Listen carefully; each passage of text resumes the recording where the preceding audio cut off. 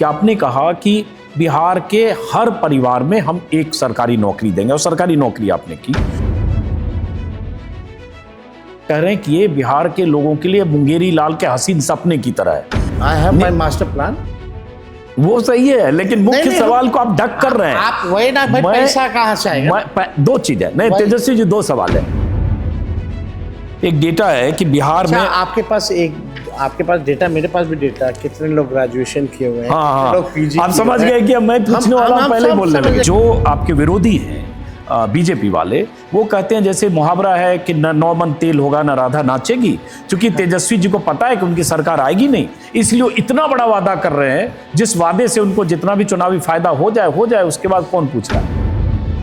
ये होकर रहेगा। कागज एक लाओ, तेजस्वी जी लिख के देंगे। कागज कलम लाना, प्लेन कागज नहीं, हम साइन भी करके देंगे। हाँ। आपकी चिंता को हम दूर करेंगे, बिहार को चिंता मुक्त करेंगे, यानी सीएम बनाएंगे बिहार के 14 करोड़ लोग। तो आप तेजस्वी जी लिख कर दे रहे हैं।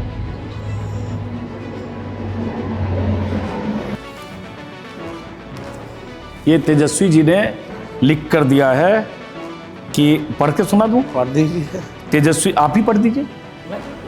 आप भी पढ़ सकते। हाँ। व्हाटएवर है। कहते हैं सिर्फ ये कहना तेजस्वी यादव जी के लिए बाकी रह गया कि बिहार की हर जनता को, हर आदमी को 2 BHK 3 BHK फ्लैट पटना और सुगना मोड़ में दे देंगे, बाकी सब कह चुके। मुकेश सहनी जो मल्ला जो उनकी जाति है, जिसके 2.5% लोग हैं, तो बहुत सारे लोग सोशल मीडिया पर इंक्लूडिंग ये MIM के लोग लिख रहे हैं कि जिनकी आबादी 17% है, वो क्या दरी उठाएंगे, मुस्लिम उम्मीदवार क्यों नहीं डिप्टी सीएम घोषित। इसमें तो स्पष्ट कहा गया है कि भाई और भी उप मुख्यमंत्री होंगे, अलग अलग कम्युनिटी। तो उसी मन से एक मुस्लिम उप मुख्यमंत्री के नाम का ऐलान हो जाना चाहिए। हम लोग अभी किशनगंज में आपने कहा सभा में तेजस्वी जी कि अगर आपकी सरकार बनी तो वक्फ कानून को कूड़े में फेंक देंगे। हम लोग लागू नहीं होने देंगे इसको। कैसे? तो संसद से पारित है, कैसे? इस बार क्या ओवैसी फैक्टर फिर से तेजस्वी यादव के लिए मुश्किल और मुसीबत बने? ओनली महागठबंधन। कितनी सीटों पर फ्रेंडली फाइट है आरजेडी कांग्रेस? या सीटों पे है हम लोगों की आरजेडी। तो ये कैसा स्ट्रेटजी है कि वीआईपी के साथ है, एक आध सीटों पे। तो ये कैसी स्ट्रेटजी हो सकती है कि फ्रेंडली फाइट कर रहे हैं गठबंधन, महागठबंधन के दल ही आपस में? ये स्ट्रेटजी कैसी हो सकती है? चीजें बताएं। बड़े भाई तेज प्रताप यादव महुआ से उम्मीदवार हैं अपनी पार्टी के, और उनके सामने आपकी पार्टी के सिटिंग MLA हैं, और आप जहां राघोपुर से उम्मीदवार हैं वहां उनके उम्मीदवार हैं। That's the beauty of democracy, है ना? जनता मालिक है। Let the people decide। तो भाई भी बट गए, बहन भी बट गए। मीसा भारती आपके साथ हैं और रोहिणी आचार्य उनके साथ हैं। बीजेपी कहती है कि भाई बिहार में इंफ्रास्ट्रक्चर है, सड़क है, बिजली है, बहुत कुछ बिहार में 20 साल में डेवलपमेंट हुआ। 15 साल में क्या हुआ? जब लालू यादव थे, आपकी माता राबड़ी देवी थी, तो तब भी 15 साल में नहीं हुआ। तो 15 साल की बात करते नहीं है, 20 साल में। आपको एक बार कोई पेरिस और लंदन लालू जी को नहीं मिला था। प्रधानमंत्री मोदी की जितनी भी रैलियां अब होगी, हर रैली में टारगेट पर तेजस्वी यादव होंगे, और होने भी लगे। जैसे अभी उन्होंने जो 3 दिन पहले जो उनका भाषण हुआ, उसमें 2 जगह उन्होंने भाषण में 35 बार प्रधानमंत्री मोदी ने जंगल राज का जिक्र किया। तेजस्वी जी, आप पर जंगल राज का वो ठप्पा है जो आपके पिता लालू प्रसाद यादव जी, आपकी माता राबड़ी देवी जी के शासनकाल से जुड़ा हुआ है, और वो बैगेज, वो ठप्पा आपसे हट नहीं पाता है। वो आपकी बहुत बड़ी मुसीबत हर चुनाव में। प्रधानमंत्री मोदी की सभाओं में जो लगातार टारगेट किया जाएगा, जो अभी अमित शाह कह गए, मोदी जी कह गए कि रंगदारी, फिरौती, डकैती, हत्या, इन सब के लिए जिम्मेदार वो सरकार थी, और उसी तरह की सरकार आई। ये इस डर से जनता को निकालेंगे या निकाल पा रहे हैं, ये लगता है आपको?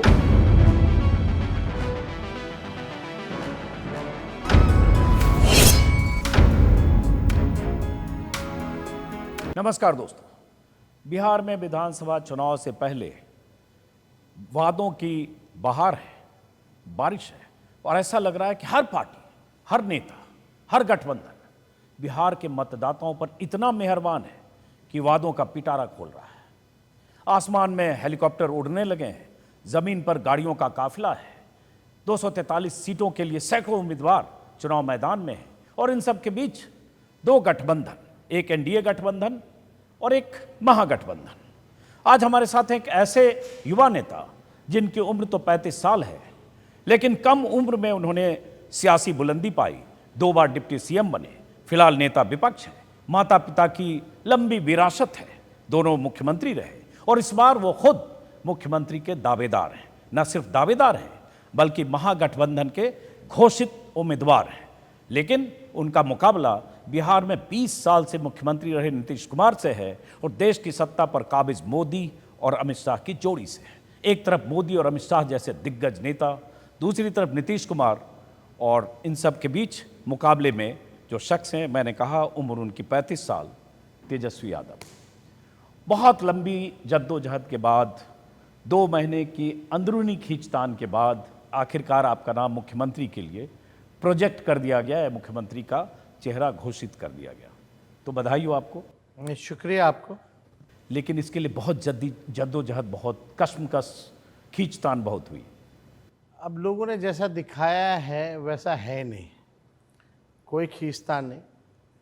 उस समय भी हम लोग अस्वस्थ थे और हम लोगों ने पहले भी कहा था कि इसको लेकर के हम लोगों के यहाँ किसी को कन्फ्यूजन है ही नहीं।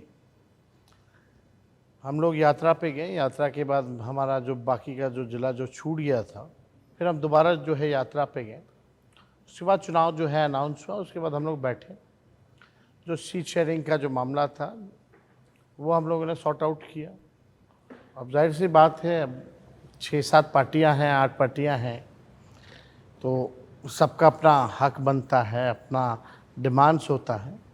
तो ये चुटकी में तो सुलझने वाला है नहीं कि चुटकी बजाएं। लेकिन बहुत खींचतान हुई, आप ना माने। आप दूसरे खेमे देखें ना, वहाँ तो सीटें बदल दी गई, सीटें लेकर के अनाउंस होने के बाद लेकर के फिर उसका ये सीट वहाँ गया, उसका सीट वहाँ गया।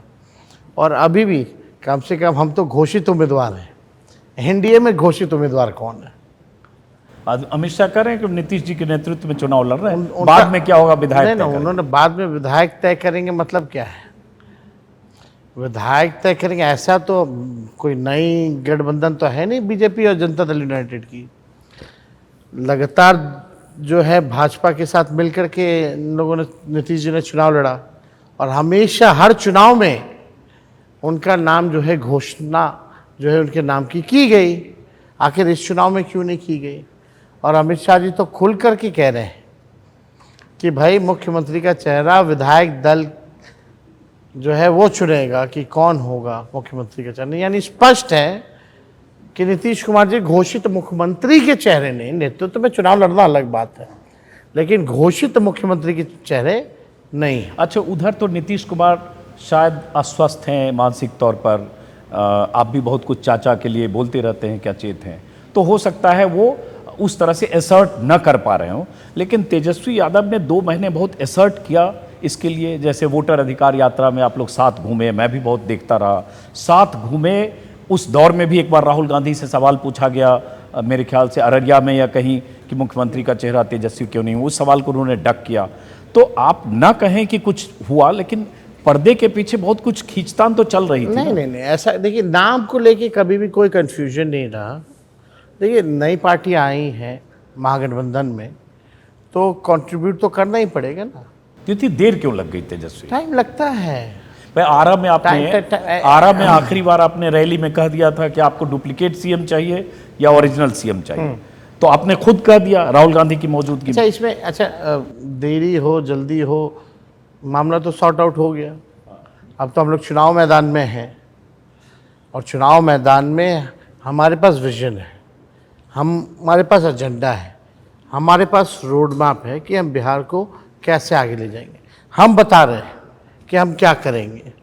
और इससे पहले भी हमने घोषणाएं की थी, चाहे बिजली फ्री का हो, पेंशन बढ़ाने का हो, माई बहन मान योजना का हो। इस सरकार में 20 साल से मुख्यमंत्री रहे, देश के प्रधानमंत्री, गृह मंत्री, उनका क्या विजन है?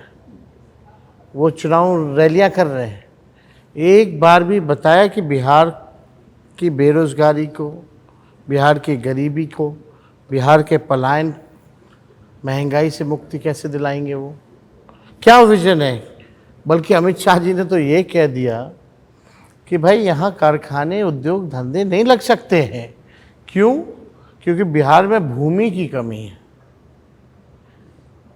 केवल लालू जी, तेजस्वी को गाली देना, आप एक एक वाक्य, एक एक शब्द प्रधानमंत्री जी का आप देखिए, केवल नकारात्मक शब्द का चयन, कहना क्या चाह रहे हैं, नेगेटिव बातें, नकारात्मकता पूरे चुनाव में ला रहे हैं। एक भी शब्द उनका बिहार के लिए फलदायी नहीं है। आखिर जो घोषणा हमने की उसी के काट में इन्होंने 125 यूनिट फ्री में बिजली चुनाव से पहले, नोटिफिकेशन से पहले लागू किया।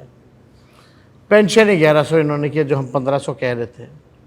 माई बहन मान योजना का काट में ये लोग 10,000 का एक रिश्वत के तौर पे एक नया योजना लेकर के आए महिलाओं के लिए।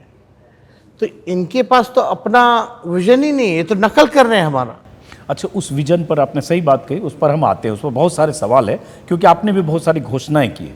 लेकिन एक दो सवाल और हैं, चूंकि आपकी मुख्यमंत्री की दावेदारी की जब घोषणा जिस मद से हुई, पूरा प्रेस कॉन्फ्रेंस हमने देखा, अशोक गहलोत भी मौजूद थे, तो आपको मुख्यमंत्री पद का दावेदार, मुकेश सहनी को डिप्टी सीएम का दावेदार, उन्होंने कहा और हो सकते हैं डिप्टी सीएम। तो एक सवाल अचानक उठने लगा कि भाई मुकेश सहनी जो मल्लाह जो उनकी जाति है, जिसके 2.5% लोग हैं, तो बहुत सारे लोग सोशल मीडिया पर इंक्लूडिंग ये MIM के लोग लिख रहे हैं कि जिनकी आबादी 17% है, वो क्या दरी उठाएंगे, मुस्लिम उम्मीदवार क्यों नहीं डिप्टी सीएम घोषित? ये सब ट्रोलर्स जो हैं भाजपा के ट्रोलर्स हैं, और भाजपा इनके पक्ष में बात कर रही है। ये अद्भुत नहीं लग रहा आपको? जिनको भाजपा घुसपैठिया कहती है, जिनको पाकिस्तान जाने की बात करती है, तो ये भाजपा की जो चिंता है, इस चिंता को भी 1-2 दिन में हम लोग दूर कर देंगे। मतलब आप लोग कोई मुसलमानों की तरफ से वो अनाउंस हो जाएगा ना। आप कोई मुस्लिम डिप्टी सीएम का फेस? आप थोड़ा इंतजार का मजा लीजिए। और जो भाजपा की जो चिंता है, जो उनकी ट्रोलर्स की जो चिंता है, इसकी जो उनकी चिंता है उसको दूर कर दिया जाएगा। उसमें कहीं नहीं, उसमें तो स्पष्ट कहा गया है कि भाई और भी उप मुख्यमंत्री होंगे अलग अलग कम्युनिटी तो के। उसी मन से एक मुस्लिम उप मुख्यमंत्री के नाम का ऐलान हो जाना चाहिए। वो हम लोग का फैसला है, हम लोग कब करेंगे नहीं करेंगे हम लोग जानते हैं। किसी के कहने से अगर आप चलने लगे तो आपके पैर का क्या काम है? हमारा पैर है, हम अपने पैर से चलेंगे, किसी और के पैर से थोड़ी लेकर के हम चलेंगे। तो आप ये कह रहे हैं तो कि हम तो ये कह रहे हैं कि कुछ दिनों की बात है, चिंता को दूर कर दी जाएगी। और ये बातें क्यों कहीं जा रही है, सब हम लोग जानते हैं। तो हमको इस विषय में हम लोग एकदम क्लियर हैं। लेकिन वही भाजपा अति पिछड़ा समाज के अगर बेटा का डिप्टी चीफ मिनिस्टर का अनाउंस होता है तो क्या पीड़ा है भाई? भाजपा को क्यों तकलीफ होने लगा अति पिछड़ा समाज से? ये पीड़ा क्यों हो रही है? नहीं, बात ये हो रही है कि मुकेश सहनी लगातार चूंकि डिप्टी सीएम पद की दावेदारी और मेरे नाम की घोषणा हो और मैं उसका उम्मीदवार घोषित हूं, उसके लिए Where do you see इसमें की प्रॉब्लम है? नहीं प्रॉब्लम नहीं, इसमें तो I don't see any problem in this. नहीं, मैं सिर्फ इसलिए कह रहा हूँ तेजस्वी जी कि देखिए, चुनाव की घोषणा होने के बाद 10 दिन तक इस पर जद्दोजहद, कश्मकश, खचपच होती रही, और आखिरी दिन जो नामांकन का था पहले दौर के, उस दिन तक सीट एडजस्टमेंट को लेकर होता रहा कि आरजेडी और कांग्रेस कुछ पर फ्रेंडली फाइट, कुछ पर कांग्रेस और वीआईपी फ्रेंडली फाइट। झारखंड में हम लोग फ्रेंडली फाइट लड़े थे, कश्मीर में भी लड़े थे और जीते दोनों। तो मेरे ख्याल से this is part of strategy. आप कह सकते हैं कुछ सीटों पे हम लोगों की बनी है, तो this is part of the game. तो अभी कितनी सीटों पर फ्रेंडली फाइट है आरजेडी कांग्रेस? 5-6 सीटों पे है हम लोगों की आरजेडी की। तो ये कैसा स्ट्रेटजी है? 1-2 पे वीआईपी के साथ है, 1-8 सीटों पे 2। तो ये कैसी स्ट्रेटजी हो सकती है कि फ्रेंडली फाइट कर रहे हैं गठबंधन, महागठबंधन के दल ही आपस में? ये स्ट्रेटजी कैसी हो सकती है? बताने की चीज़ें नहीं होती, ये हमारा अपना इंटरनल स्ट्रैटेजी है, हम लोग कर रहे हैं। चलिए, अब आते हैं हम उस पर जो आपने कहा कि बीजेपी ने बहुत सारे दावे किए हैं, नीतीश कुमार ने बहुत सारी घोषणाएं की लगातार, जिसमें महिलाओं को 10,000 रुपया महीना देने से घोषणा नहीं की है, हाँ, ट्रांसफर कर दिया सीधे। उन्होंने योजनाएं ले आया गया चुनाव से पहले। वो एक रिश्वत के तौर पे।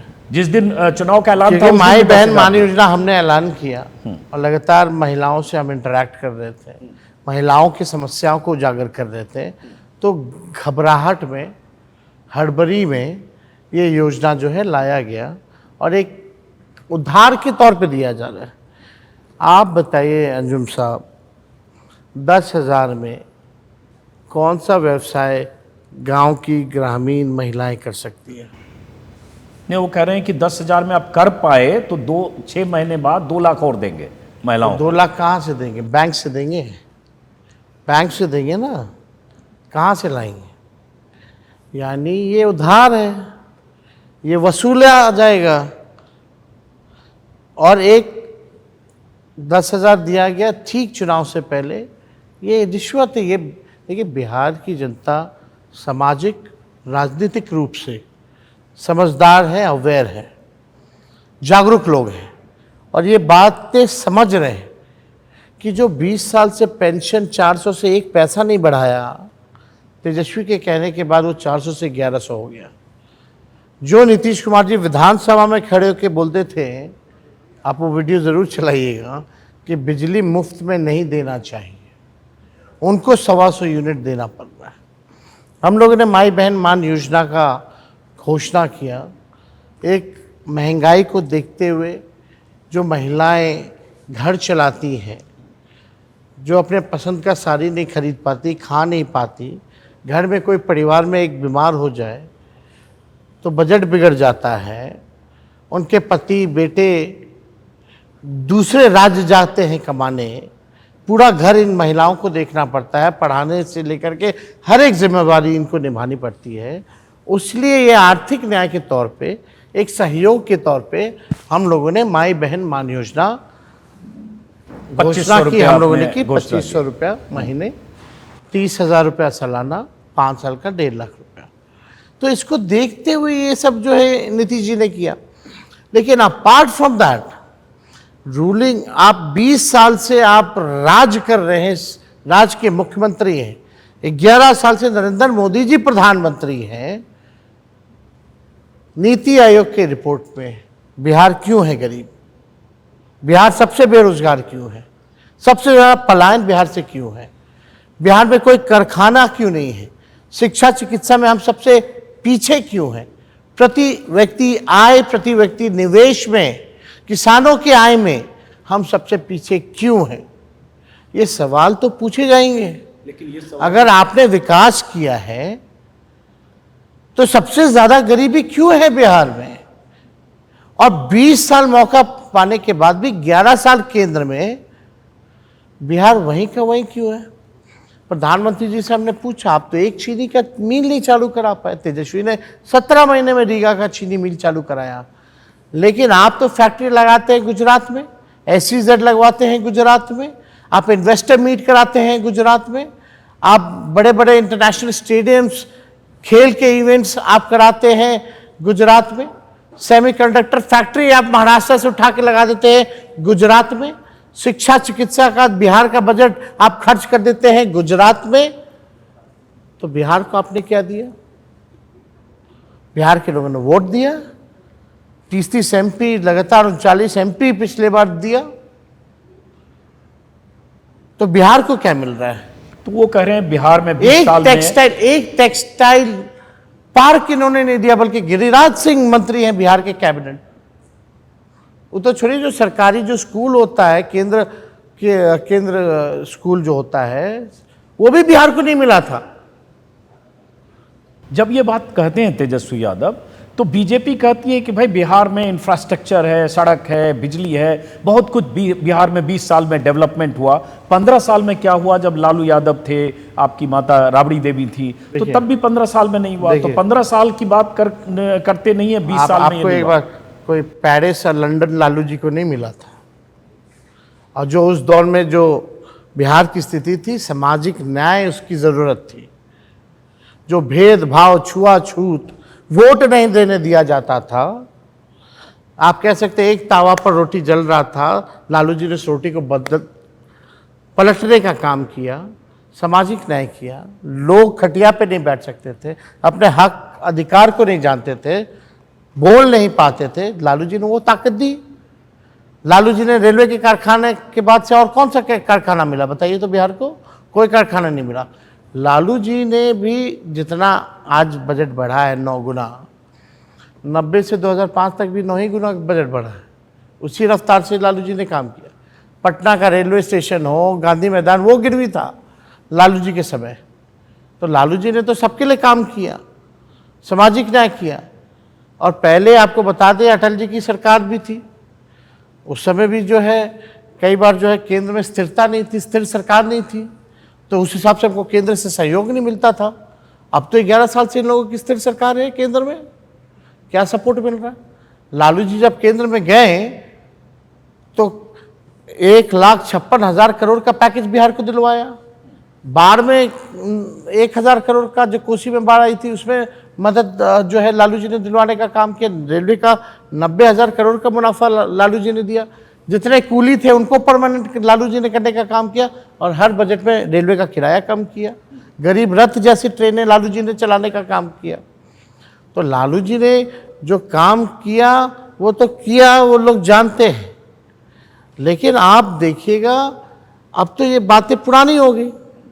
आप अपने 20 साल का हिसाब दीजिए ना। अच्छा सुनिए, जैसे आपने कहा ना कि बातें पुरानी हो गई, लालू जी के 15 साल राज या राबड़ी देवी जो आपकी माता थी उनके 15 साल के राज, उस पर बहुत सवाल है, मैं आगे आऊँगा। लेकिन एक सवाल सबसे बड़ा अभी हो रहा है, चूँकि आपने बहुत बड़ी बात की है, बहुत बड़ा दावा या वादा किया आपने, जिस वादे या दावे को लेकर कह रहे हैं कि ये बिहार के लोगों के लिए मुंगेरी लाल के हसीन सपने की तरह है।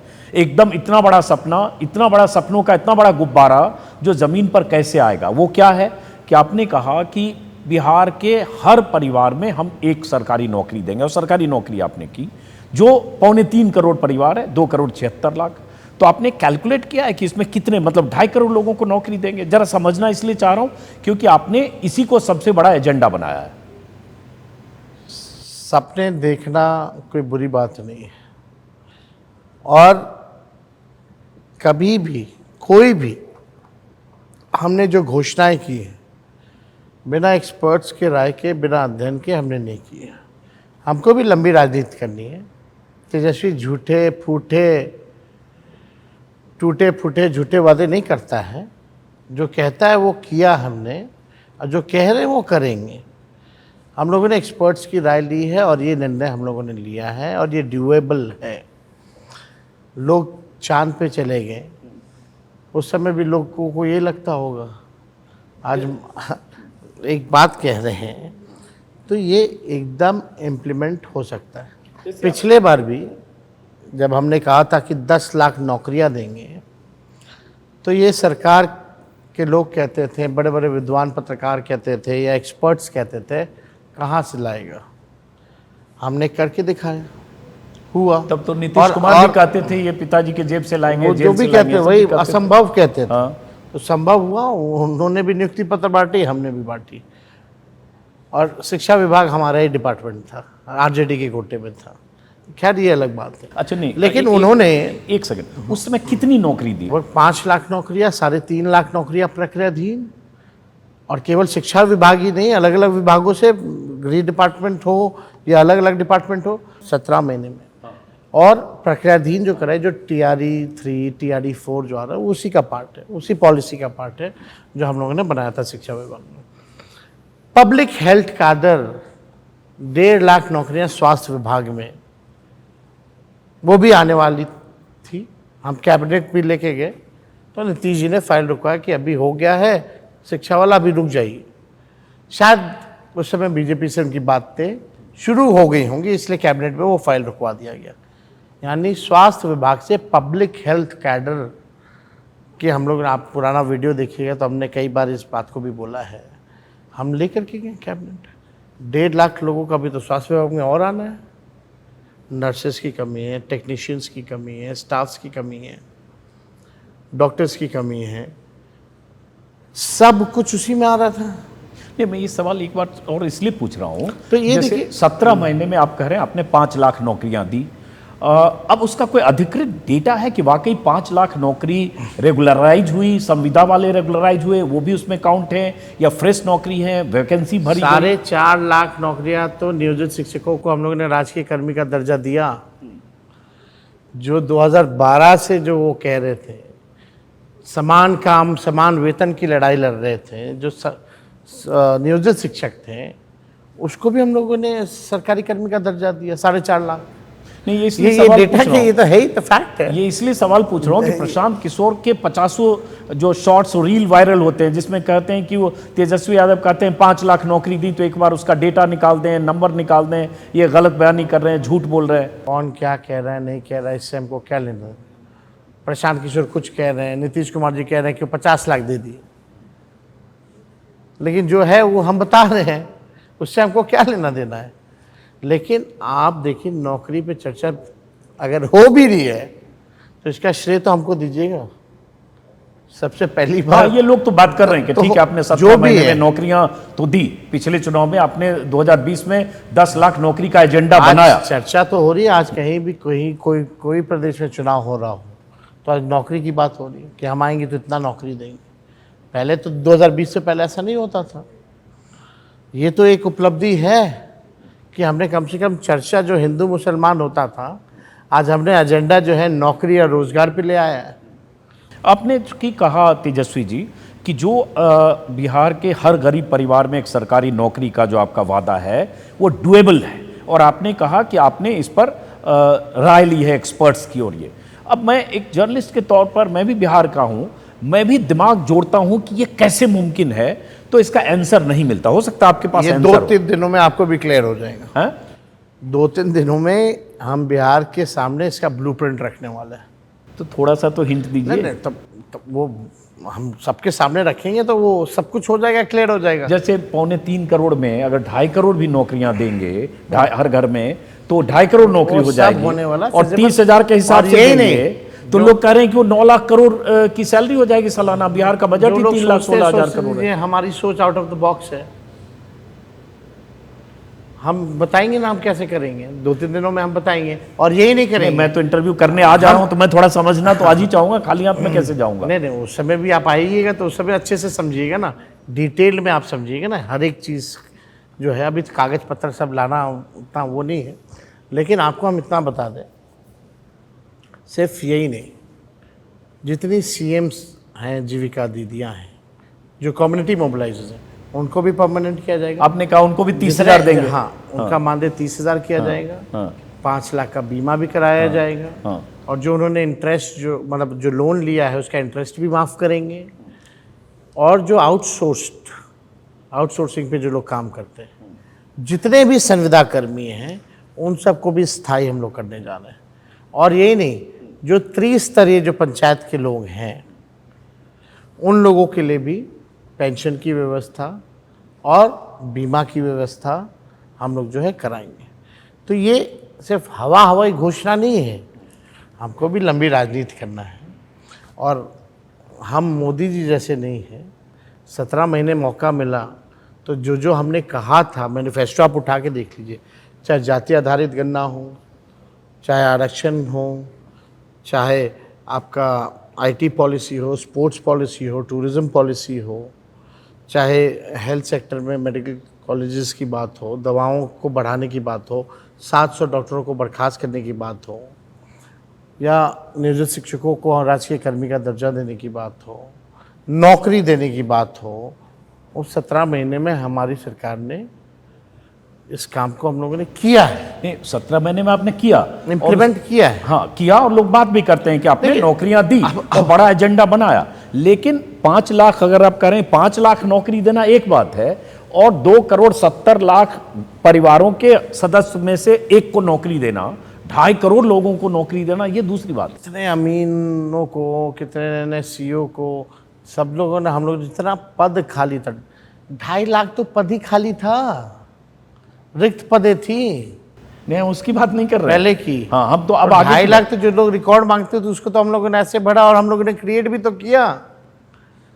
नहीं, हम तो आगे की बात कर रहे हैं। आप नौकरी की बात करें कि कैसे दीजिएगा, कैसे? हर इसलिए कि बिहार का देखिए 7.5 करोड़ बिहार का वोटर है, अब जो SIR उसके चलिए। मुताबिक, हाँ 7.5 करोड़ वोटर है। हम अगर 2.5 करोड़ को दे देंगे अंजुम जी, नौकरी, आप तो हर तीसरा आदमी अंजुम सरकारी जी, नौकरी में हो आपको जाएगा। क्या लगता है जब हम ये घोषणा करेंगे तो हमको नहीं लग रहा था कि लोग सवाल पूछेंगे कि कैसे देंगे? हाँ बिल्कुल लग रहा था। क्या हमको नहीं पता है? हमने रिपोर्ट नहीं देखी है कि बिहार में कौन से परिवार के पास कितनी नौकरी है, कौन प्राइवेट नौकरी में है।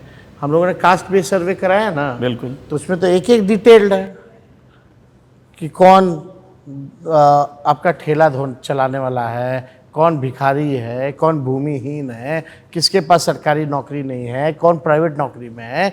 ये तो सारा हमारे पास है ही, सब कुछ हो सकता है फिजिबल। और आपको हम बता दें कि केवल 10-10 बिल्डिंग के रख रखाव में 800-800 करोड़ रुपया खर्च होता है।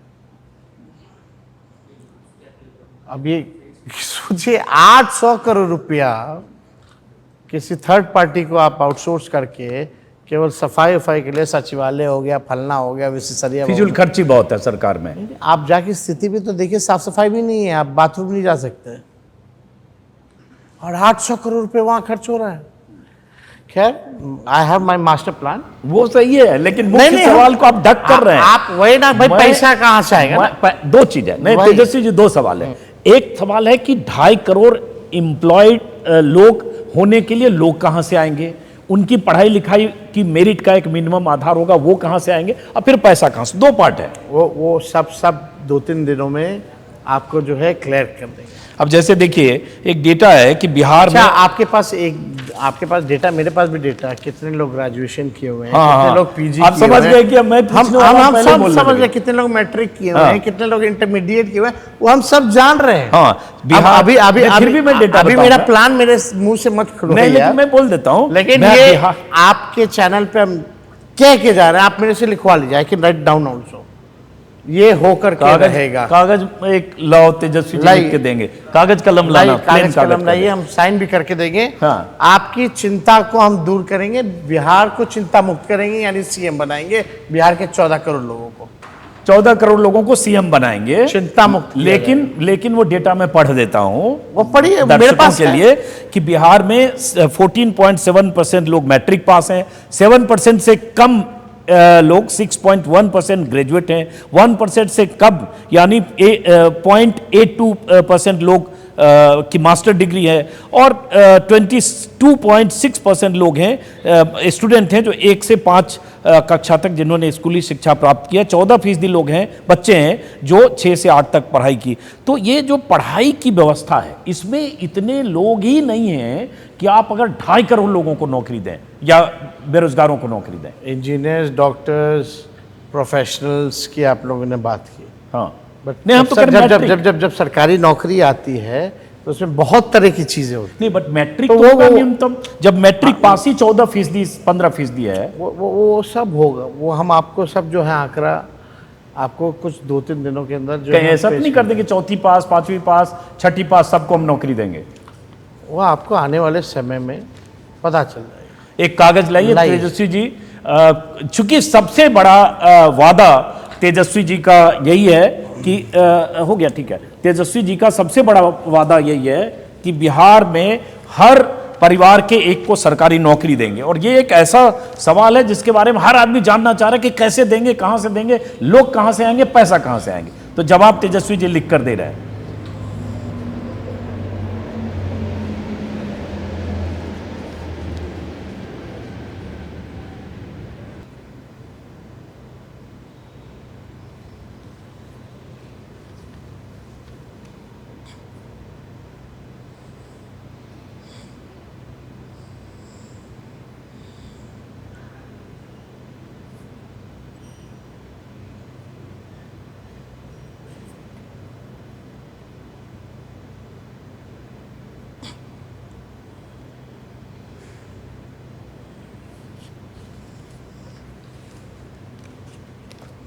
ये तेजस्वी जी ने लिख कर दिया है कि पढ़ के सुना दूं? पढ़ दीजिए तेजस्वी, आप ही पढ़ दीजिए।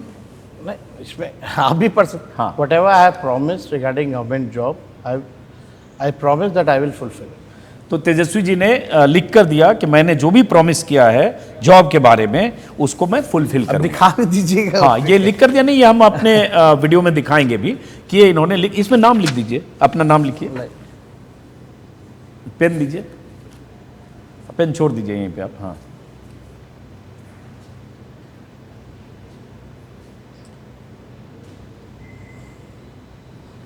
ये तेजस्वी यादव जी ने लिख कर दे दिया आज की तारीख में, ये मैं रखता हूं। अच्छा, आज तारीख की लिख दीजिए। आज की तारीख है 27 तारीख को लिख कर दे दिया कि जो भी मैंने प्रॉमिस किया उसको पूरा करेंगे। अब देखिए, इसका एक काउंटर ये है कि जो आपके विरोधी हैं बीजेपी वाले, वो कहते हैं जैसे मुहावरा है कि न नौ मन तेल होगा न राधा नाचेगी। क्योंकि तेजस्वी जी को पता है कि उनकी सरकार आएगी नहीं, इसलिए वो इतना बड़ा वादा कर रहे हैं जिस वादे से उनको जितना भी चुनावी फायदा हो जाए, उसके बाद कौन पूछ रहा है। उनका क्या विजन है? अमित शाह जी ने तो कह दे कि कोई कारखाना नहीं लगा सकते, फैक्ट्री नहीं लगा सकते क्योंकि भूमि की कमी है। इनके पास कोई विजन तो है नहीं अपना। हम तो पहले भी बताएं, इतने बड़े बड़े महान नेता लोग आ रहे हैं, क्या वो लोग बता रहे हैं कि इनका 5 साल का क्या प्लान है कि बिहार को आगे कैसे ले जाएंगे? या इन्होंने 20 साल का हिसाब दिया है कि बिहार क्यों गरीब है, क्यों सबसे बेरोजगार है, प्रति व्यक्ति आय सबसे कम बिहार में क्यों है? तो इसका जवाब तो उन्होंने दिया नहीं है, बताना चाहिए उनको। तो इन लोगों को काम करने से मतलब नहीं। अभी अजीत अंजुम जी, आप इंटरेस्टिंग थिंग देखिए, ये लोग चुनाव नहीं लड़ रहे, ये लोग युद्ध लड़ रहे हैं और ऐसा लग रहा है छीनने की और कब्जा करने की लड़ाई है। 1500 आपके यूनिट इनकी कंपनियां जो हैं पहली बार सेंट्रली यहाँ आई, यानी इनको पुलिस, बिहार पुलिस पे भरोसा नहीं, बिहार मिलिट्री पुलिस पर भरोसा नहीं है, और ना ही यहाँ के नेताओं पर भरोसा है, ना ही किसी का नाम घोषित करती है। तो बिहार को बाहरी नहीं चलाएगा, बिहार को बिहारी चलाएगा। और जिस हिसाब से ये लोग युद्ध स्तर पर आए हुए हैं कि बस कब्जा करना है, चुनाव जीतना है, लेकिन एक बार भी बिहार की तरक्की कैसे होगी इसके बारे में कोई कुछ नहीं बोल रहा। अगर सवाल पूछे जाते हैं बेरोजगारी को लेकर के, अच्छी शिक्षा चिकित्सा को लेकर के, या लॉ एंड ऑर्डर की स्थिति आप देख लीजिए। 70,000 हत्याएं तो 20 साल में हुई। ऐसा कोई दिन नहीं जहां मर्डर, रेप, लूट, बैंक लूट, रॉबरी ज्वेलरी शॉप से ना हो रही हो, किडनैपिंग ना हो रही हो। ये स्थिति बनी हुई। उस पर भी आते हैं। अभी प्रधानमंत्री मोदी समस्तीपुर और इसमें भाषण देकर गए, बेगूसराय में भी, और अमित शाह ने भी बक्सर में बहुत कुछ कहा। क्या कहा उस पर आते हैं, लेकिन एक दो सवाल इस पर और हैं, क्योंकि सबसे ज़्यादा क्यूरियोसिटी लोगों की इसी पर है जो आपने घोषणा की है। जैसे आपने जीविका दीदी के लिए कह दिया कि जीविका दीदी जो कम्युनिटी मोबिलाइजर हैं उनको हम 30,000 रुपया देंगे, मान दे देंगे, सरकारी नौकरी दे देंगे, और उसके अलावा 5 लाख का बीमा बोला है शायद आपने, 5 लाख का बीमा, 5 लाख का, और बहुत सारी चीज़ें। लंबी लिस्ट है एक्चुअली, 2 पन्ना सिर्फ आपके वादों की है। तो ऐसा लग रहा है तेजस्वी जी वादों की झड़ी लगाने की एक रेस चल रही है, और रेस चल रही है क्योंकि नीतीश कुमार भी बहुत कुछ कर चुके हैं, महिलाओं को 10,000 ट्रांसफर कर दिए, बहुत कुछ, बिजली फ्री, दिस दैट। तो तेजस्वी यादव ने भी सोचा कि अब उससे आगे क्या कर सकते हो, तो उससे 2-4 कदम ने 1000 कदम आगे चले गए और इस तरह की योजनाएं कर दी। नहीं, देखिए, एकदम जो चीज़ प्रैक्टिकल है, जो हो सकता है, वही हमने कहा है, और ये होगा, हम करके दिखाएंगे। आज लोग सवाल पूछ सकते हैं कि कैसे करोगे, लेकिन सवाल तो केवल हमसे ही पूछा जाता है। आप ही से पूछा जाएगा क्योंकि वादा आपने किया है, और लोगों से तो पूछा नहीं जाता कि 10,000 रुपया कहाँ से लाएं, पैसा कहाँ से भाई लाएं। 10,000 के लिए टोटल 12,000 करोड़ उन्होंने ट्रांसफर 2 किया। लाख रुपया और कहाँ से लाएंगे? हाँ, है ना, 10,000 ही नहीं है इसमें, हाँ, 2 लाख भी है, वो तो लोन होगा। हाँ, जो भी है, हाँ, कहाँ से करेंगे, नहीं करेंगे, जो भी बात। तो देखिए, और करेंगे भी कि नहीं, उनको नहीं करना, वो तो एक चुनाव के पहले हम उन्होंने बता रहे हैं, वो कहा, चुनावी रिश्वत है। उसके बाद और एलिजिबिलिटी बिहार की कहेंगे, उन जनता महिलाओं भी की जानती है। एलिजिबिलिटी नहीं है। हमको देखिए, केवल सरकार नहीं बनाना, बिहार बनाने का काम करना है। और जब तक आप पढ़े लिखे लोगों को सरकारी नौकरी या रोजगार की व्यवस्था नहीं कराते, तब तक बिहार आगे बढ़ने वाला नहीं है।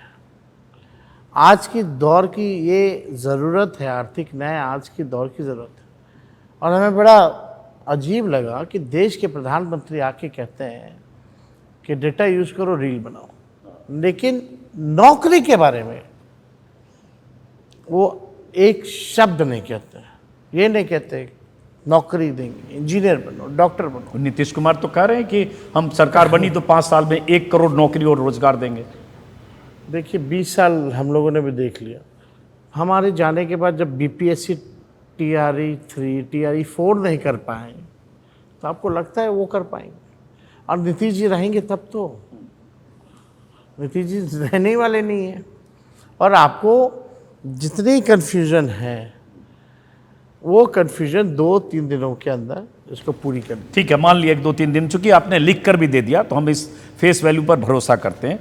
फिर भी लोग चूंकि कहते हैं, इसलिए मैं इंटरव्यू देखेंगे वो भी उनके मन में सवाल होगा।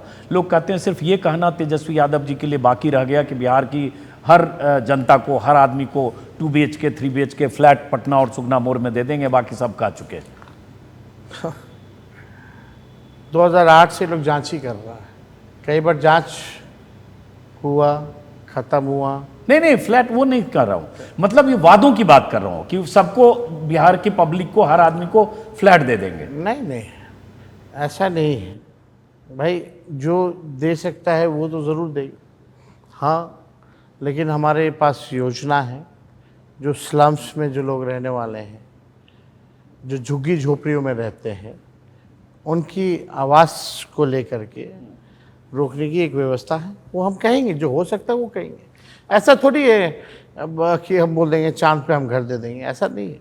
जो हो सकता है वो हम क्यों नहीं कहेंगे? और कोई बड़ी बात है क्या? नहीं, सबको नौकरी देना 2.5 करोड़ लोगों को चांद पे घर देने की तरह ही है या चांद तोड़ लाने की तरह है? ठीक है, तो अगर ऐसा लगता है तो ये भी लोग देखेंगे बिहार की धरती पर होते हुए। तो आपने कैलकुलेट कर लिया कि बिहार का बजट लगभग 3,17,000 करोड़ है। इसमें जब हम लोग अभी आएंगे, रेवेन्यू जनरेशन हम लोग कैसे करेंगे, जनरेट कैसे करेंगे, इस पे भी हम लोग बात करेंगे। केवल जॉब देने के बारे में ही बात नहीं, बल्कि आय हम बिहार का कैसे बढ़ाएं, रेवेन्यू हम कैसे बढ़ाएं, इसके बारे में भी हमारे पास योजनाएं हैं। वो भी कुछ दिनों के बाद हम बताएंगे। 2 बयान है, मैं इसलिए बताता हूं कि जैसे एक डिप्टी CM सम्राट चौधरी का बयान है कि लालू यादव के राज में 94,000 सरकारी जॉब मिला। नीतीश कुमार के कार्यकाल में 20 साल में 18 लाख नौकरियां मिली और बिहार में नौकरी ही 25-26 लाख है केंद्र और राज्य मिला के। प्रशांत किशोर कहते हैं कि या तो तेजस्वी यादव सम्राट चौधरी जी मूर्ख हैं या लोगों को मूर्ख बना रहे हैं। सम्राट चौधरी जी का जो आंकड़ा दे रहे हैं, पहले वो अपने ही आंकड़ा ठीक कर लें कि कहाँ से पढ़े लिखे हैं, कितना पढ़े लिखे हैं, मैट्रिक कहाँ से किया, कितनी बार किया है। पहले वो अपना आंकड़ा तो ठीक कर ले, बाद में जो है लोगों को आंकड़ा अपना देते रहेंगे। अब आते हैं हम वापस, चूंकि आपने प्रधानमंत्री और अमित शाह का जिक्र किया, उनका प्रधानमंत्री मोदी की जितनी भी रैलियां अब होगी, हर रैली में टारगेट पर तेजस्वी यादव होंगे और होने भी लगे। जैसे अभी उन्होंने जो 3 दिन पहले जो उनका भाषण हुआ, उसमें 2 जगह उन्होंने भाषण में 35 बार प्रधानमंत्री मोदी ने जंगल राज का जिक्र किया। तो आने वाले चुनावी रैलियां में, जो भी रैलियां, रोड शो, अभी आपको पता होगा कि प्रधानमंत्री का रोड शो भी होने वाला है पटना में भी, तो पूरा टारगेट पर आप और आपके माता पिता बहुत का अच्छा राज है, बहुत अच्छा है। जहाँ चुनाव होता है वहाँ प्रधानमंत्री जी आते हैं, अच्छी बात आना चाहिए। और इतना समय दे रहे हैं चुनाव में, जैसे लग रहा है कि देश में और कहीं कोई मसला ही नहीं है। चाहे पूरा कैबिनेट उनका हो, पूरे राज्य के मुख्यमंत्री हों, सब बिहार में, देश में अभी लगता है कि सब कुछ ठीक चल रहा है, कोई काम ही नहीं है, इसलिए यहाँ आए हुए। ठीक है, आए, अपनी बात को रखें, प्रचार करें, लेकिन इसके अलावा और आता क्या है मोदी जी को? चुनाव में या तो रहेंगे या तो विदेश में रहेंगे। और क्या किया इन्होंने देश के लिए? देश का भट्ठा बैठा दिया। ये बांग्लादेश जो है टेक्सटाइल में कितना आगे चला गया, नंबर 1 चला गया। क्यों नहीं? बिहार, यूनाइटेड बंगाल का पार्ट बिहार भी था, बांग्लादेश भी था। क्या कमी है बिहार में और बांग्लादेश में? यहाँ टेक्सटाइल हब क्यों नहीं बना सकते थे प्रधानमंत्री? तो जैसे आप कह रहे हैं कि बनना चाहिए, इसमें कोई शक नहीं कि 20 साल में जो उद्योग लगने चाहिए थे बिहार में, इंडस्ट्री लगनी चाहिए थी, एम्प्लॉयमेंट के जो अवसर होने चाहिए तो नहीं हुए, और वो सब हमने देखा है। लेकिन सवाल ये उठता है, जैसे आप भी अभी किशनगंज में थे, आपने किशनगंज में बहुत सारी बातें की, वहाँ वर्ल्ड क्लास यूनिवर्सिटी बनाने की बातें की, किशनगंज में world class super speciality hospital बनाने की बात की। हमने बातें की हैं कि सीमांचल डेवलपमेंट अथॉरिटी का जो है गठन किया जाएगा, और क्योंकि सीमांचल जो है बिहार में सबसे गरीब इलाका है और पूरे देश में सबसे गरीब राज्य है बिहार, तो जब तक सीमांचल विकसित नहीं करेगा, आगे नहीं बढ़ेगा, तब तक बिहार आगे नहीं बढ़ सकता। तो ये अभी क्यों करना पड़ रहा है? ये आप पे भी आरोप लगेगा ना कि अब चुनाव के ठीक पहले आप सीमांचल डेवलपमेंट अथॉरिटी की बात कर रहे हैं, चूंकि उस इलाके में मुस्लिम पॉपुलेशन है, वोट का भी सवाल है, इसलिए इस वक्त आप बात कर रहे हैं। अभी आप कर रहे हैं सीमांचल में या वहाँ वर्ल्ड क्लास यूनिवर्सिटी बना देंगे, सुपर स्पेशलिटी। तो जहाँ नहीं हुआ है वहाँ करना पड़ेगा ना, जहाँ ज़रूरत है वहाँ करना पड़ेगा, और क्यों नहीं करना है? और ये काम करने के बाद भी और भी प्रॉब्लम्स आएंगे, उसको भी सॉल्व करना पड़ेगा। कोई ऐसा थोड़ी कि एक बार ये काम कर देने के बाद फिर घर बैठ जाएंगे, उसके बाद कोई विवाद या प्रॉब्लम ही नहीं आएगा। हो सकता है आएगा, उस चीज़ को भी सॉर्ट आउट किया जाएगा। वो इलाका बाढ़ से प्रभावित रहता है, और जो इंफ्रास्ट्रक्चर है, पुल पुलिया है, रोड है, बाढ़ के कारण काफ़ी जो है कठिनाइयाँ होती हैं। और जो कोसी का जो आता है वो अलग अलग, कभी इस रूट से आया, कभी जो है अलग धारा से आया, तो उसके वजह से जो है प्रॉब्लम होते हैं वहाँ। तो इसके लिए जो जल जमाव की जो स्थिति है, उसके लिए भी आपको मास्टर ड्रेनेज प्लान जो है बनाने की ज़रूरत है। तो होने के लिए तो हो ही सकता है ना। आजकल टेक्नोलॉजी आ गई है, आजकल बहुत चीज़ें बदल गई जो पहले नहीं था। आज एआई का ज़माना है, टेक्नोलॉजी का ज़माना है, पहले लैंडलाइन हुआ करता था। तो ऐसा नहीं है, चीज़ें जो हैं परिवर्तन हुआ है, कई चीज़ें टेक्नोलॉजी का भी हमको अब इस्तेमाल करना पड़ेगा, हर एक चीज़ों का इस्तेमाल करना पड़ेगा। अब जैसे नेदरलैंड सी है, अब जो देश जो है वो सी लेवल से नीचे है, वहाँ जाकर के अगर आप ड्रेनेज की व्यवस्था देखें, इरिगेशन की व्यवस्था देखें, तो यहाँ क्यों नहीं हो सकता? एकदम किया जा सकता है। तो ये फिर आपको को ऐसे सवाल पूछे जाएंगे या जाते हैं चुनाव में, या विपक्षी पार्टियां यही कहती हैं कि भाई 90 से लेकर 2005 तक ये सब क्यों नहीं हुआ? उस समय उतना टेक्नोलॉजी नहीं ना था, बहुत चीज़ें नहीं थी, और उस समय का दौर की मांग, पहले तो वोट ही नहीं देने दिया जाता था। पहले उसको ठीक करोगे कि क्या ठीक करोगे? रोड बना के भी क्या फ़ायदा, कि जब तक ज़रूरत लोगों गरीबों तक जो है वो गाड़ी खरीदने लायक ना हो। तो पहले तो वोट ही नहीं देने दिया जाता था, कुआं से पानी नहीं निकालने दिया जाता था, छुआछूत भेदभाव था, तो उसकी लड़ाई लड़ी। ऐसा नहीं कि उस समय रोड नहीं बने, उस समय भी पुल पुलिये बने, हाँ, लेकिन उस समय का बजट उस हिसाब का नहीं था। अब देश का पहला बजट आप देखें तो कितना का था, तो धीरे धीरे बजट का आंकड़ा भी बढ़ा है, समय के हिसाब से होता है तेजी, लेकिन कई काम है जो ही आज भी जो 2005 से पहले वाले जितने मेडिकल कॉलेज है, लोग वहीं इलाज करा रहे हैं। नीतीश जी के नए मेडिकल कॉलेज में 2005 के बाद से कोई इलाज नहीं करा रहा। आज भी वही पुराने जो यूनिवर्सिटीज़ थे 2005 से पहले के, लोग वहीं पढ़ रहे हैं। इनके बनाए हुए नए यूनिवर्सिटी में कोई नहीं पढ़ रहा। तो ये भी तो आप देखिएगा। ठीक है, उस समय आप लोन नहीं ले सकते थे, आज रोड बन रहे हैं, पुल पुलिया बन रहा है, बिल्डिंग्स बन रहे हैं, कंस्ट्रक्शन हो रहा है, लेकिन उस समय आप जायका से, वर्ल्ड बैंक से, स्टेट डायरेक्टली लोन नहीं ले सकता था।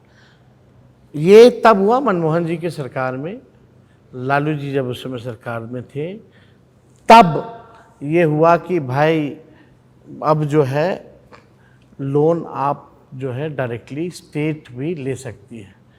पहले लोन लेना हो तो आपको केंद्र सरकार के ज़रिए जाना पड़ता था। तो ये हुआ कि आप जायका से, एडीबी से, वर्ल्ड बैंक से आप डायरेक्टली लोन ले रहे हैं, लोग स्टेट ले रहा है। और आज अगर आप देखिए कितना लोन, कितना कर्ज हर बिहारी पे है, तो वो भी आंकड़ा है हमारे पास, हम भी दिलवा देंगे। तो उस हिसाब से पर कैपिटा इनकम में बिहार ऐसे ही सबसे नीचे है, 65,000 कर्ज अलग है। हाँ, वो सब दिक्कतें हैं। तो पहले ये पॉलिसी नहीं थी, कि भाई स्टेट जो है कर्ज लिया, लोन बना लिया, जो बजट में ही करना पड़ता था। उस समय केंद्र सरकार भी भेदभाव करती थी, स्टेबिलिटी नहीं थी केंद्र सरकार में, तो उस हिसाब से जो काम, जो एग्जीक्यूशन होना चाहिए था, हो सकता है नहीं हुआ। लेकिन रेल मंत्री बनने के बाद जहां आज रेलवे का अगर आरओबी भी बनाना हो तो 50% शेयर स्टेट को देना पड़ता है और 50% सेंट्रल को। लालू जी जब रेल मंत्री थे तो बिहार के लिए 100% रेलवे देखता था, बिहार को एक पैसा नहीं देना पड़ता था। तो लालू जी ने कभी भेदभाव नहीं किया। लेकिन लालू जी जब सरकार में आने लगे तो स्टेट को, जब थे तो कुछ नहीं मिलता था, सौतेला व्यवहार होता था। उस समय रघुवंश बाबू ग्रामीण विकास मंत्री, जितना मनरेगा प्रधानमंत्री सड़क योजना के तहत रोडें बिहार को मिली, आज तक आप आंकड़ा उठा लीजिएगा, बिहार को इतनी रोडें नहीं मिली। लेकिन आज तो हाईवे और 4 लेन 6 लेन पूरा बन गया ना। राघोपुर जो आपकी विधानसभा है वहां भी अब 6 लेन से दनाक से जाके जेपी अटल पथ होते हुए 20 मिनट में पहुंच वो जाते हैं। हमारा ही कराया हुआ है राघोपुर वाला। लेकिन डबल इंजन की एलएनटी सरकार और की, मोदी की देव जो कोरियन कंपनी है, साउथ कोरियन कंपनी, उसने बनाया है। इसमें 3000 करोड़ का एडीबी का लोन है, 2000 करोड़ जो है स्टेट अपने शेयर से दिया है। ये हमको पता, लोन पे बना ना, तो पहले तो लोन नहीं ले सकते थे ना। आपको जाना है, इसलिए 2-3 सवाल अब, चूंकि आप पे एक लगता नहीं, बहुत बड़ा एक बैगेज तेजस्वी जी आप पर जंगल राज का वो ठप्पा है जो आपके पिता लालू प्रसाद यादव जी, आपकी माता राबड़ी देवी जी के शासनकाल से जुड़ा हुआ है, और वो बैगेज, वो ठप्पा आपसे हट नहीं पाता है। वो आपकी बहुत बड़ी मुसीबत हर चुनाव में बन तेजस्वी के स्वभाव को सब लोग जानते हैं। 17 महीने और 18 महीने 2 बार डिप्टी चीफ मिनिस्टर रहे। एक बात मैं इस चैनल के माध्यम से कहना चाहता हूँ बिहार के लोगों को, कि क्राइम से समझौता, लॉ एंड ऑर्डर से समझौता तेजस्वी बिल्कुल नहीं करेगी। तेजस्वी की शैडो, ये परछाई भी अगर गलत काम करेगी तो उसको भी सज़ा मिलेगी। इससे हम कोई कॉम्प्रोमाइज़ नहीं कर सकते। अगर बिहार में इंडस्ट्री लाना है तो लॉ एंड ऑर्डर को बेटर करना पड़ेगा। इन्वेस्टमेंट लाना है तो आपको एनर्जी और लॉ एंड ऑर्डर, ये 2 ऐसी चीज़ें हैं जहां आपको इसके लिए काम करना पड़ेगा। और ये, इसको अगर कोई बाधित अगर करेगा, चाहे अपना हो या बेगाना हो या पढ़ाया हो, उसको सज़ा होगी। तो जो अभी जो प्रधानमंत्री मोदी की सभाओं में जो लगातार टारगेट किया जाएगा, जो अभी अमित शाह कह गए, मोदी जी कह गए कि रंगदारी, फिरौती, डकैती, हत्या, इन सब के लिए जिम्मेदार वो सरकार थी और उसी तरह की सरकार आई, ये इस डर से जनता को निकालेंगे या निकाल पा रहे हैं, ये लगता है आपको? बिहार के लोगों से जाके पूछिए कितनी आपराधिक घटनाएं हो रही है आज के दिनों, कहीं कोई सुनवाई या कार्रवाई हो रही है? अपराध एनसीआरबी का आंकड़ा निकाले 2023 का, जो लेटेस्ट अपडेटेड जो आंकड़ा है एनसीआरबी का, top 5 state BJP ruled state जहां क्राइम सबसे ज्यादा है, top 2 state UP and Bihar. यानी हो रहे अपराध, तभी टॉप 2 में है ना बिहार। तो आप आंकड़ों पे जाइएगा ना कि कोई कुछ कह रहा है, कोई कुछ कह रहा है, उस पर नहीं ना, सबूत है, आंकड़ा है, उस पर बहस होनी चाहिए, ना कि प्रोपेगेंडा पे या उस पर। एक अभी किशनगंज में आपने कहा सभा में तेजस्वी जी कि अगर आपकी सरकार बनी तो वक्फ कानून को कूड़े में फेंक देंगे। हम लोग लागू नहीं होने देंगे इसको किसी भी कैसे? कीमत तो पे। संसद से पारित है, हम सुप्रीम लोग कोर्ट का लागू नहीं इंडोर्समेंट है, होने- कैसे? बंगाल में भी ममता जी ने अनाउंस किया। हम लोग भी कह रहे हैं कि अगर हम लोगों की सरकार बनेगी तो इसको लागू नहीं होने दिया जाएगा। खैर अभी मामला तो शायद सुप्रीम कोर्ट ने उसको इस तरह से कहें तो इंडोर्स किया सुप्रीम कोर्ट ने। सुप्रीम कोर्ट में जो मामला था, चीज़ें आई हैं, लेकिन इस चीज़ को हमारा स्टेट है, हमारा अपना राइट है, और इस चीज़ को हम लोग, मशीनरी हमारा है, हम इस चीज़ को लागू नहीं होने देंगे। एक आपके एमएलसी ने वहाँ कह दिया, कारी शुएब हैं, उन्होंने कहा कि जितने भी कानून हैं ऐसे सबको फेंक देंगे, उखाड़ कर फेंक देंगे अगर तेजस्वी जी की सरकार बनी। तो इसको बीजेपी कह रही कि वे संसद से पारित कानून को ऐसे कूड़े में फेंकने की बात तेजस्वी यादव या उनके लोग कैसे कह सकते हैं? ये राज्य सरकार की हैसियत से बाहर की बात है। हमारे सरकार अपने बनी तो राइट है, स्टेट का अपना राइट है, हम लोग किसी भी तरीके से इसको इम्प्लीमेंट नहीं होने देंगे। आखिरी सवाल, क्योंकि आपको जाना है और सवाल तो मेरे पास बहुत है। महिला वोटर, बिहार के लिए महिला वोटर बहुत मायने रखती हैं। आप जानते हैं बिहार में लगभग 3.25 करोड़ 3.5 करोड़ महिलाएं हैं वोटर। महिला वोटर ही नीतीश कुमार की ताकत है। चाहे 2005 में 10 में साइकिल योजना से लेकर और अभी जो भी महिलाओं को ट्रांसफर किया, वो महिला वोटर तेजस्वी यादव की तरफ झुकें, इसके लिए आपको लगता है वो जीविका दीदी और ये सब जो किया इससे हो जाएगा? क्योंकि चाबी जो है, सत्ता की चाबी महिलाओं के पास है और वहां बहुत सारा सुरक्षा असुरक्षा law and Nitish order, Kumar ये जी बात ने बीजेपी गरीब उन को तक गरीबी बना करके रखा है। वो नहीं चाहते कि गरीब जो है आगे बढ़े। राशन के नाम पर 10-10 हज़ार के नाम पर ठगना, शोषण करना, यही चाहते हैं। हम चाहते हैं महिला अपने पैर पे खड़ी हो, उनको भी नौकरियां मिले, रोजगार मिले, अच्छी शिक्षा मिले, बेहतर भविष्य बने, आर्थिक न्याय जो है उनके साथ हो इस महंगाई के दौर में। ये हमारी कामना है और इन दिनों महिलाओं का भी काफ़ी समर्थन हम लोगों को मिला। पिछले बार भी मात्र 12,000 का ही डिफरेंस था हार और जीत का, सरकार बनाना ना बनाने का। इस बार हम लोगों ने ज़मीन पे काम किया है, कई महिलाओं से इंटरेक्ट किया है। अब जैसे सीएम दीदियाँ हैं या जीविका दीदियाँ हैं, उनकी अपनी समस्या है। कई बार उधार ले लेती हैं, वो पे नहीं कर पाती इंटरेस्ट सूद समेत, तो वो अलग समस्या है, कोई मदद नहीं मिल पाती। तो इस तरह की अलग अलग ममता अलग हैं, उनकी समस्या अलग है। मानदेय कुछ नहीं मिलता जितना मेहनत करती है। आशा वर्कर जो है उतना मानदेय नहीं मिलता जितना करती है। दिन रात सरकार उनका शोषण करती है, प्रताड़ित करती है, शारीरिक तौर पे, मानसिक तौर पे जो है काम करवाया जाता है, उनको फील्ड में भेजा जाता है, लेकिन उनको मिलता क्या है? कुछ नहीं मिलता। तो इस चीज़ों को हम लोगों ने समझा है और उसलिए अलग अलग योजनाएं महिलाओं के लिए हम लोग ला रहे हैं और मुझे पूरा विश्वास है कि इस बार महिला जो आदि शक्ति है, इस बार महागठबंधन के पक्ष में वोट। आप बार बार जब बोलते हैं 2020 का, तो आप 12,000 वोट के मार्जिन से सत्ता से बाहर हुए इसका जिक्र करते। 12,000 ही है ना? 12,000। तो जब वो बाई इलेक्शन में हम लोग ज़्यादा हो गए थे। हाँ, जब वो जिक्र करते हैं तो उसमें सीमांचल का इलाका बहुत मायने रखता है, जहां एमआईएम को 5 सीटें मिल गई, 7-10 सीटें आपकी खराब भी हो गई। इस बार क्या ओवैसी फैक्टर फिर से तेजस्वी यादव के लिए मुश्किल और मुसीबत बने? ओनली महागठबंधन, कहीं कुछ नहीं चलने वाला है, कहीं कुछ नहीं चलने वाला, ओनली महागठबंधन। अब आखिरी जाते जाते, आपके भ्राता बड़े भाई तेज प्रताप यादव महुआ से उम्मीदवार हैं अपनी पार्टी के और उनके सामने आपकी पार्टी के सिटिंग एमएलए हैं और आप जहां राघोपुर से उम्मीदवार हैं वहां उनके उम्मीदवार हैं। That's the beauty of democracy, है ना? जनता मालिक है, लेट द पीपल डिसाइड। तो भाई भी बट गए, बहन भी बट गए, मीसा इसमें भारती आपके साथ हैं और रोहिणी आचार्य उनके साथ हैं। अच्छा, खून का रिश्ता तो खून का रिश्ता कोई बदल थोड़ी सकता है।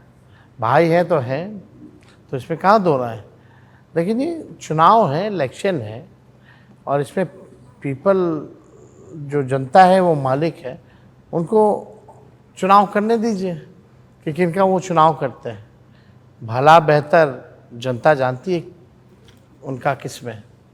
चलिए, बहुत बहुत शुक्रिया। बहुत सारे सवाल और बार बार तेजस्वी जी को जाना भी है, तो बहुत बहुत और इंटरव्यू बहुत शुक्रिया तेजस्वी जी। शुक्रिया। लेकिन चुनाव के बीच में जब ये जोर पकड़ेगा तो अभी मैं वादा लेता हूं, जब आप कह रहे हैं कि 2-3 दिन में जो आप योजनाएं हैं उसके बारे में आप जानकारी देंगे पब्लिक को, तो चुनाव की जब रफ्तार पकड़ेगी और कैंपेन में रहेंगे तो हम कोशिश करेंगे कि आपसे 5-7-8 दिन में पहले दौर के पहले फिर से एक बार बात। शुक्रिया। ठीक है, बहुत बहुत शुक्रिया।